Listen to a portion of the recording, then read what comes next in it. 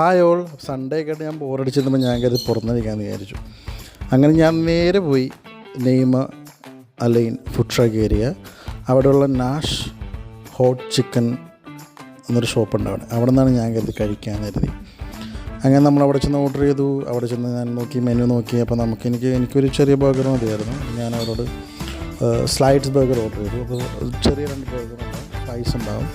നമ്മളങ്ങനെ അതൊക്കെ ഓർഡർ ചെയ്ത് വെയിറ്റ് ചെയ്ത് നമ്മുടെ സാധനം വരുന്നുണ്ട്. ഒരു 10 to 15 മിനിറ്റ്സ് വെയിറ്റ് ചെയ്യുമ്പോൾ നമ്മുടെ സാധനം കയ്യിൽ കിട്ടി. അപ്പോൾ ഞാൻ നേരെ എന്നിട്ട് കാറിലേക്ക് പോകണം ഗൈസ്.